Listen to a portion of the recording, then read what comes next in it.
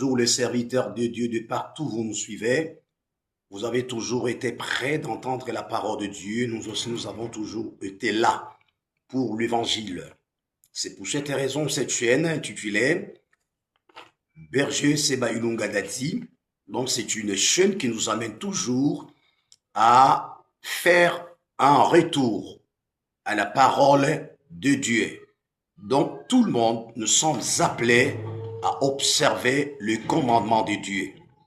Tout le monde, nous sommes appelés à suivre le Seigneur qui nous a créés et qui nous a introduits dans ce monde. Quelqu'un soit, quelqu'un peut se dire qu'il est au-dessus des autres, mais en fin de compte, il finira par se fatiguer.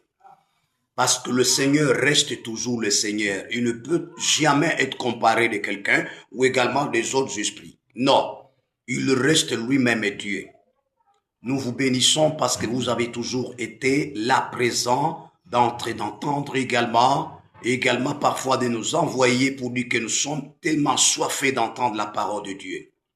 Le monde est dans le chaos. J'ai toujours signalé de temps à autre que quand vous constatez comment est-ce qu'évolue le monde, comment est-ce que va le monde, donc vous allez vous rendre compte que c'est tout à fait déjà un grand risque que le peuple, surtout les chrétiens, les fidèles sont tellement prêts à courir ces risques.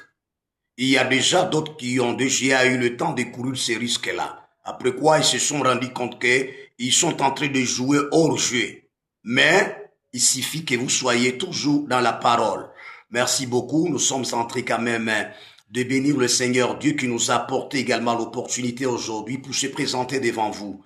Nous ne cesserons jamais, quelles qu'en soient les attaques, quelles qu'en soient parfois des acélations, mais peu importe, parce que nous connaissons que le Seigneur nous appelait pour cela, pour préparer le peuple de Dieu et pour tout simplement enseigner quiconque n'aurait pas entendu cette parole, qu'il puisse avoir aussi le temps, je dis bien, le temps de se convertir et le temps de changer les comportements.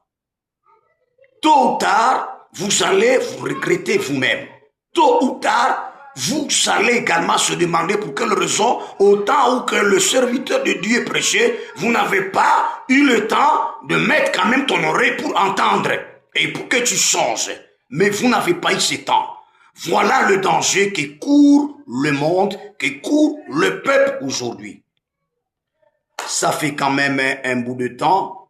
On ne se partageait pas à cause de ce qui nous est arrivé. Ah oui, nous avons été endeuillés quand même, quand bien même cédé n'est pas encore comme une charge pour nous. Et nous sommes certains que nous allons toujours en finir pour aller à l'enterrement. Quel qu'en soit, il y a eu parfois des accrochements, des accrochages, vous comprenez par là, mais peu importe, nous allons toujours finir parfois à enterrer. Parce que nous sommes là, nous avons été endeuillés, mais ce dé-là ne peut pas nous arrêter à continuer l'œuvre de Dieu. Parce que c'est l'œuvre de Dieu pour laquelle que le Seigneur nous avait appelés pour préparer le peuple de Dieu avant l'avènement de notre Seigneur Jésus-Christ. Voilà que nous sommes arrivés aujourd'hui. Nous allons quand même traiter un thème qui va parfois, au début, quand même sembler comme si nous sommes venus pour déranger, mais au fur et à mesure, vous allez vous rendre compte que réellement c'est ça la parole de Dieu.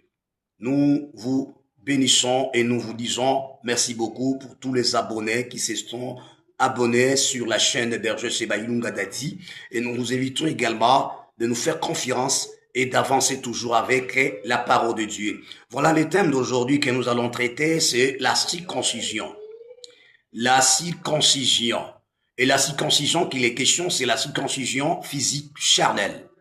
C'est ça la circoncision que nous allons traiter. Ce n'est pas la circoncision spirituelle. Non. Ça, je suis certain qu'il y a beaucoup qui connaissent en tout cas cette notion de la circoncision spirituelle. Mais moi, je vais commencer par la circoncision physique, dont la plupart ont en train de sentir une ablation, à enlever le prépuce, en tout cas, de l'organe d'un homme. Avec la loi de Dieu, avec les épîtres et parfois de l'apôtre Paul, ça a apporté beaucoup de problèmes pour ceux-là parfois qui lisent l'apôtre Paul avec sa théologie paulinienne. Alors ils arrivent à conclure pour dire qu'en tout cas, il ne faut pas se circoncire. C'est de cette façon que nous attendons beaucoup de gens dire il ne faut pas se circoncire. Vous comprenez? Là, ce sont des suppositions de beaucoup de gens qui disent comme ça, même de certains prédicateurs et certaines prédicatrices. Peu importe, maintenant, nous venons commencer, en tout cas, ce thème. Ce n'est pas dit que j'ai oublié de ces thèmes que j'ai parlé, que la plupart des gens vous disaient que nous ne sommes pas sous la loi, mais nous sommes sous la grâce. Je suis certain qu'il me reste une seule vidéo pour venir conclure à ce qui concerne les gens qui vous disent un slogan, nous ne sommes pas sous la loi, mais nous sommes sous la grâce. Quand nous avons explicité, nous avons fait voir que même l'apôtre Paul n'est pas contre la loi, il est pour la loi. Il est en train de dire, au Romains le chapitre 3, le dernier verset qui est le verset 31, il dit, anéantissons-nous la loi par la foi? Il dit, loin de là, c'est-à-dire nullement, c'est-à-dire non. Il dit, au contraire, nous confirmons la loi. Il n'est pas seul. Il y a beaucoup de serviteurs jadis qui confirmaient toujours la loi. Alors aujourd'hui, quand même aujourd'hui, ça peut être comme un thème qui peut déranger votre cerveau, mais je vous demande à ce que d'abord que vous me supportiez. Pour quelle raison? Parce que je suis certain qu'au début, ça va quand même faire du bruit. Mais au fur et à mesure, au fil du temps, vous allez vous rendre compte que, en tout cas, c'est nécessaire. Voilà. Prenons le passage qui va nous plonger dans l'enseignement de la circoncision corporelle, de la circoncision physique. Nous prenons le livre des Exodes. Voilà le livre qui va nous amener, parce qu'aujourd'hui d'abord c'est tout à fait une petite introduction que je vais faire. Au fur et à mesure, nous allons quand même aller épingler beaucoup de points nécessaires. Exode le chapitre 4, le verset 24 jusqu'au verset 26. En tout cas, j'ai même baissé ma voix pour que nous puissions nous comprendre tous. Et parfois, vous serez. Il est dit ceci. Pendant le voyage à un lieu où Moïse passa la nuit, l'Éternel l'attaqua et voulut le faire mourir. Séphora prit une pierre aiguë, coupa le prépuce de son fils et le jeta aux pieds de Moïse en disant, « Tu es pour moi un époux de sang. Tu es pour moi un époux de sang. » Et l'Éternel le laissa. C'est alors qu'elle dit, époux de sang plutôt, époux de sang, à cause de la circoncision, à cause de la circoncision. Moïse, avec une mission qu'il doit accomplir, il quitte l'Égypte en fuyant l'Égypte et va se rendre directement en mendiant. Il arrive à mendiant et il fait ses jours, il fait ses années qu'il devrait accomplir là mendiant, après quoi le Seigneur vient, lui donne une mission. C'est un missionnaire qui doit quitter le pays des mendiants pour se rendre en Égypte, aller libérer le peuple d'Israël. Mais une chose étonnante, c'est quand le Seigneur lui donne une mission. Moïse doit quitter avec ses deux fils.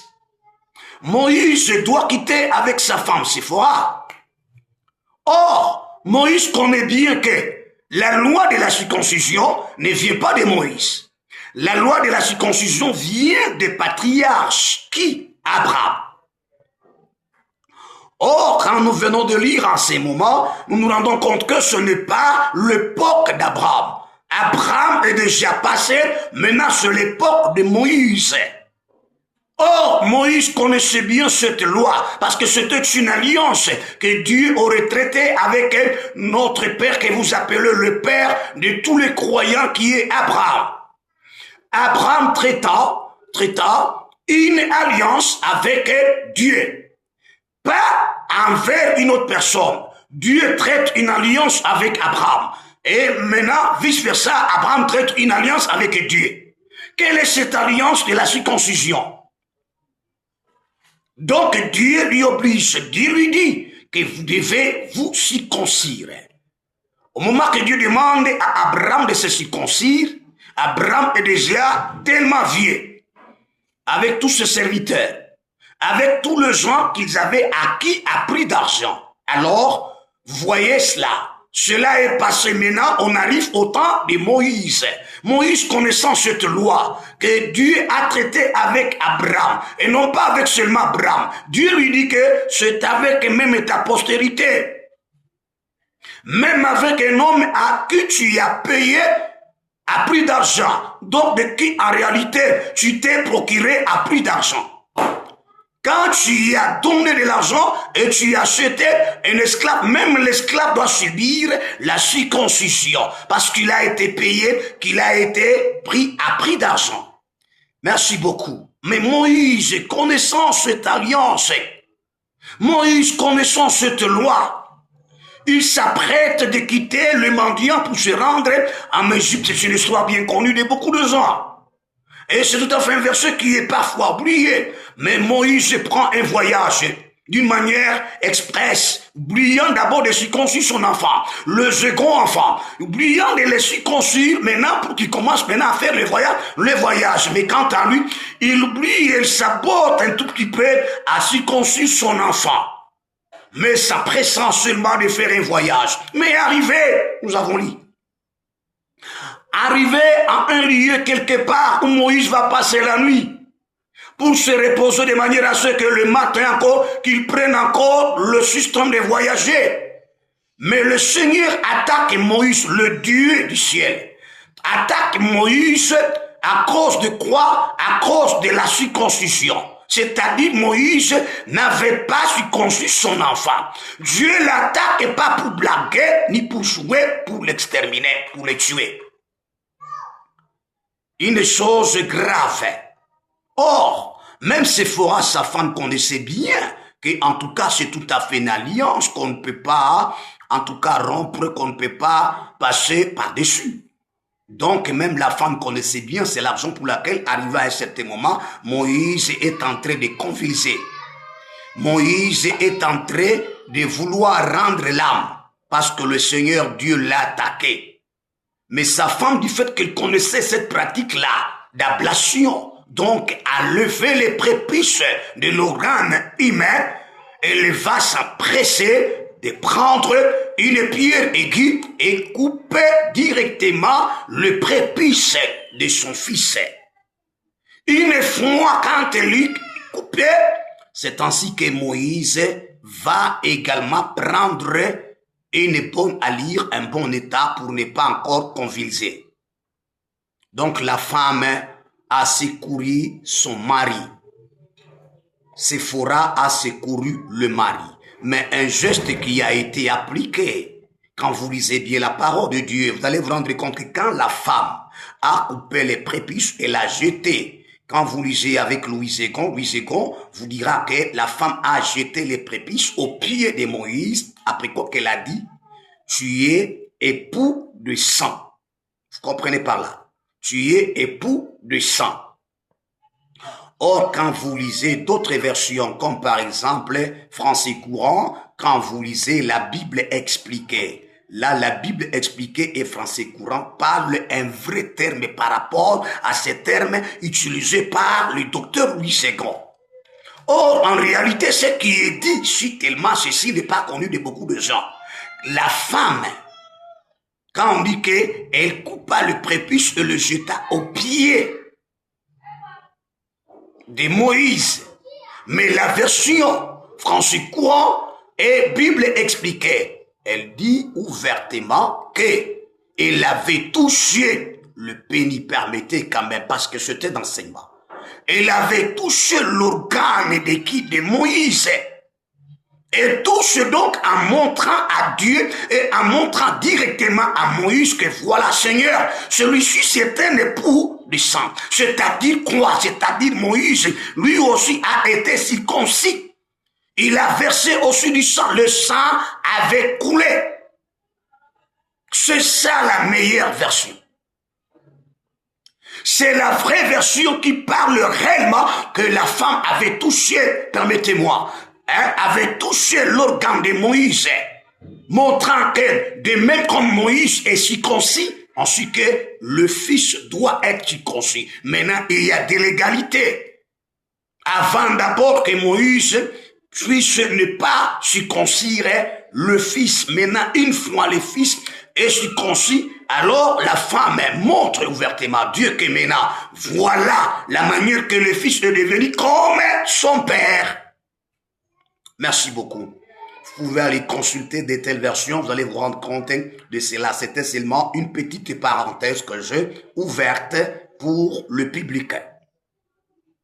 Donc Dieu attaque à cause de la circoncision. Qu'a fait la circoncision? Or, ceci est tellement bien connu de la Bible. Vous savez, il y a beaucoup de gens, il y a beaucoup d'hommes de Dieu, il y a beaucoup de serviteurs, que j'ai toujours même entendu moi-même, qui disent aux autres qu'il ne faut pas se circoncire, que nous ne sommes pas sous la loi, mais nous sommes sous la grâce. Attention avec de tels langages. Vous avez déraciné l'Église. Vous avez tué le membre de l'Église. Vous savez, avec de telles personnes qui vous disent qu'il ne faut pas se circoncire, posez leurs questions. Et même quand ils vous disent ça, ils sont circoncis. Je vous dis bien, ils sont circoncis. Même moi-même qui vous dis, je suis circoncis. Mais en réalité, ce que je vous dis, ils vous disent qu'il ne faut pas se circoncire parce que pour eux, ils ont compris que Moïs, l'apôtre Paul a dit que nous ne sommes pas sous la loi, nous sommes sous la grâce. J'ai expliqué cela dans le vidéo intitulé là-bas, être sous la loi. Être sous la grâce, vous comprenez par là. Parce que c'était des slogans que la plupart des gens les disaient. Au fil du temps, nous allons quand même comprendre d'où est-ce qu'a commencé cette division entre l'apôtre Paul et les autres apôtres là. D'abord, je commence dans l'Ancien Testament pour que j'aille finir dans le Nouveau Testament. Vous pouvez avoir une question relative et parfois, dans le Nouveau Testament, pose-la, faites des commentaires sur la section des commentaires. Je vais arriver. Mais ça serait bien d'abord au début, comme vous êtes en train de me suivre, ça serait au début comme compliqué. Mais ça serait au début comme si me taxait des noms qui veut encore ramener les gens sous la loi. Mais vous allez me comprendre au fil du temps que c'est tout à fait nécessaire. Moi, je vous demande que ces gens-là qui vous posent des questions de dire qu'il ne faut pas se circoncire, demande-leur. Sont-ils circoncis ou pas? Vous allez vous rendre compte qu'ils sont circoncis. Mais ils disent aux autres de ne pas se circoncire. Je vais arriver. Je sais pas, je commence dans l'Ancien Testament pour que j'aille sortir dans le Nouveau Testament. Même l'apôtre Paul n'est pas contre la circoncision. Je vais revenir. Vous savez bien en réalité, et vous constatez même les enfants de tels serviteurs qui vous disent qu'il ne faut pas se circoncire parce que pour eux, ils ne sont pas sous la loi. Ils sont sous la grâce. Mais oubliant réellement que et nous sommes sous la loi. Oubliant ce que l'apôtre Paul a dit de dire que nous ne sommes pas sous la loi, nous sommes sous la grâce. J'en ai déjà explicité. Si possible également, je tâcherai un tout petit peu encore de parler ou également de brosser pour que vous compreniez la loi qui Moïse disait nous ne sommes pas sous la loi, nous sommes sous la grâce. J'ose croire expliciter cela.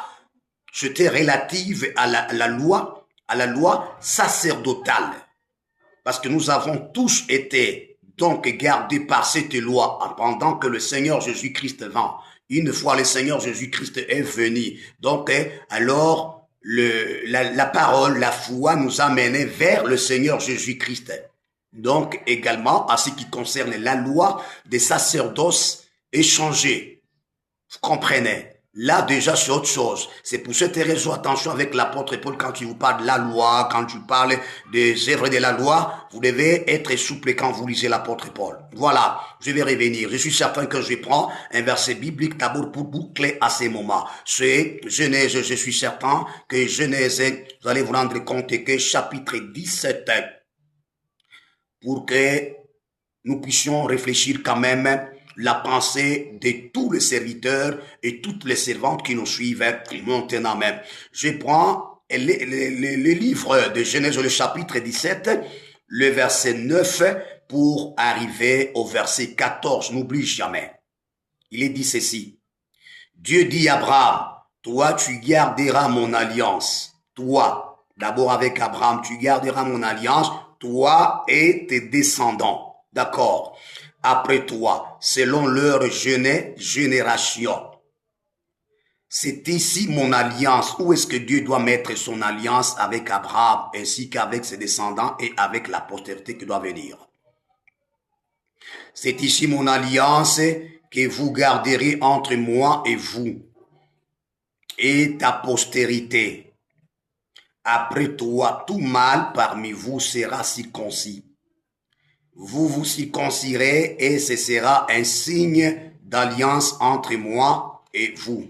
À l'âge de 8 jours, tout mâle parmi vous sera circoncis selon vos générations, qu'il soit né dans la maison ou qu'il soit acquis à prix d'argent. Même un esclave, hein, même un païen doit être nécessairement circoncis. À prix d'argent de tout fils d'étranger. Très clair. Sans appartenir à ta race, à ta postérité. On devra circoncire celui qui est né dans la maison et celui qui est acquis à prix d'argent. Et mon alliance sera dans votre chair, notre chair. D'accord. Une alliance perpétuelle. Et mon alliance sera dans votre chair, une alliance perpétuelle. La perpétuité, donc, il n'y a pas d'arrêt. D'accord.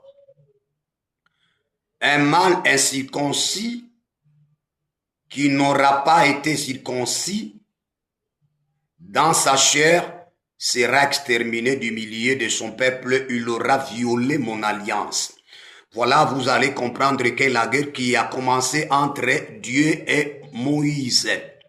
Donc Moïse a violé la loi de Dieu. Or, il est dit que celui qui sera incirconcis, qui ne sera pas circoncis, alors il sera exterminé. Vous savez, quand nous arrivons à un Exode comme nous avions tellement montré cela, Dieu n'attaque pas l'enfant, parce que c'est l'enfant que Dieu devrait attaquer.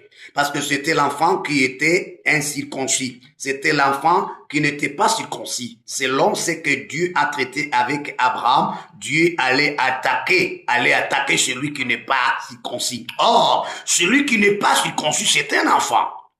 Or, celui qui connaît bien la réalité, c'est tout à fait son père. C'est pourquoi le père qui est Moïse devrait être attaqué, sentir une attaque de la part de Dieu parce que l'enfant est innocent. Mais si c'était que l'enfant était une grande personne, là, cette fois-là, Dieu attaquerait l'enfant. Dieu n'attaque pas l'enfant, il attaque Moïse, parce que Moïse, c'est lui qui devrait circoncire l'enfant. Parce que l'enfant n'allait pas se circoncire lui-même. Il est un tout petit peu un enfant. Moïse a violé la loi, parce que quiconque aurait violé la loi, il doit mourir. C'est ainsi Dieu attaque Moïse pour l'exterminer. Il est convisé. Il fait mourir. Alors, grâce à sa femme qui connaissait cette opération dont même la plupart des patrons ne connaissent pas, même les femmes des patrons ne connaissent pas, mais elle a aidé son mari à prendre une pierre aiguë et aller couper le prépuce de son fils, et Moïse reprend la vie. Moïse n'osa pas encore de faire de telles bêtises. C'était fini. Tout ça, c'est connu des gens. D'accord, c'est bien. Vous allez vous rendre compte que quand les gens vous disent que même l'homme de Moïse, donc il était contre la loi. Il n'était pas contre la loi, même Moïse que vous voyez. Même l'apôtre Paul n'était pas contre la loi. Mais Moïse a fait comme donc un geste d'oubli ou encore un geste de sabotage. C'est ce que font beaucoup de parents. Je regrette quand vous constatez les enfants du pasteur, les enfants des serviteurs qui sont là incirconcis. C'est pour cette raison, vous ne savez même pas d'où est-ce que viennent vos souffrances, vos douleurs. Dieu maintenant ne vous tue pas maintenant, il vous châtie tout simplement à cause de cela. Vous comprenez? Qu'on ne joue pas, c'est une loi perpétuelle que Dieu a traitée avec nous. Il a mis cette alliance dans nos chairs. Comme un signe, même l'apôtre Paul va le dire, que c'est un signe de justice. Au fur et à mesure, nous dirons pour quelle raison qu'il y a eu cette séparation entre les apôtres, le sépare, le Seigneur Jésus-Christ et l'apôtre Paul. Que Dieu vous bénisse. Dire que l'apôtre Paul contredit la circoncision. Moi, je vais venir avec ces épîtres. Parce que il y a des épîtres dans lesquels l'apôtre Paul traite ça. Surtout les épîtres aux Romains. 1 Corinthiens, Galate ne parle même pas. Cela que résulte cette théologie paulinienne qui en réalité a nécessité beaucoup de combats, beaucoup de contradictions avec ceux-là qui n'ont pas bien compris l'apôtre Paul. Oui, je vais revenir. Que le Seigneur vous bénisse, c'était l'introduction. Vous qui avez les enfants non circoncis, allez les circoncire, hein? Dieu vous donne le temps de circoncire les enfants. Quand est-ce que? 8e jour. Mais vous arrivez, même quand bien même les gens vous disent qu'il ne faut pas circoncire les enfants, comme si vous avez été sous la loi. Mais vous arrivez, vous finirez par circoncire vos enfants. Beaucoup l'ont fait. Même des pasteurs, quand on suit bien, leurs enfants sont circoncis. Même des pasteurs, l'homme de Dieu, les pasteurs, tout ça comme ça, les prophètes, le serviteur de Dieu, les évangélistes, ainsi de suite, les docteurs sont circoncis. Quand vous leur demandez maintenant pourquoi est-ce que vous êtes circoncis, parfois, il y a même d'autres qui ont été circoncis au moment qu'ils étaient païens. Leur maman connaissant bien que, en tout cas, la circoncision est nécessaire. Alors, elles se donnèrent à circoncire leurs enfants. Étant païennes, leurs parents étant païens, mais c'était donné à circoncire leurs enfants. D'où est-ce que vient cette motivation? Même ma mère à moi, elle était païenne, elle fut païenne quand elle nous avait circoncis. Vous comprenez? Au moment qu'elle était païenne, elle n'était même pas sous la loi. Elle ne connaissait même pas qu'est-ce que la parole de Dieu. Mais elle nous faisait circoncire que dès le bas âge, quand on était encore le plus bébé. Quand bien même qu'elle ne connaissait pas quand est-ce que selon Dieu, le calendrier de Dieu, le moment de Dieu. Donc quand l'enfant naît, l'enfant doit faire 7 jours pour atteindre la perfection. Je vais revenir dans la seconde vidéo. Pour qu'au 8e jour que l'enfant soit circoncis et que vous le nommez. Que Dieu vous bénisse. C'était le berger Sheba Ilunga Dadi. C'est tout à fait un thème très quand même perplexe et compliqué, mais au fur et à mesure, avec le serviteur de Dieu qui nous entende, vous allez finir par nous comprendre et pour dire qu'en tout cas, la circoncision est nécessaire dans la vie. Nous allons même comprendre pour quelles raisons qu'il y a eu quand même un dilemme, un combat entre les apôtres. Les autres vont dire que nous, le Seigneur nous a envoyés vers les circoncis. Après quoi l'apôtre Paul dira, pour dire que non, moi, le Seigneur m'a envoyé vers les incirconcis. Nous allons quand même comprendre d'où est-ce que cela a commencé. Pour que vous allez vous rendre compte que alors l'apôtre Paul va se donner pour les incirconcis, les autres apôtres pour les circoncis. Que Dieu vous bénisse, c'était le berger Sheba Ilunga Dadi. C'est au début, ça c'est considéré comme une introduction pour que vous compreniez qu'en tout cas, c'est une alliance perpétuelle. C'est une alliance perpétuelle qu'on ne peut pas arrêter. Vous comprenez par là, qu'on ne peut pas arrêter. Vous pouvez me poser des questions, je vais vous répondre. Même si vous arrivez dans les épîtres de l'apôtre Paul, je vais toujours vous répondre. C'est ça le problème. Nous vous invitons de vous abonner si ceci est nécessaire. Parce que au début déjà, je pense que nous allons continuer à faire toujours des vidéos pour en tout cas prévenir les enfants de Dieu. Que le Seigneur vous bénisse. Amen.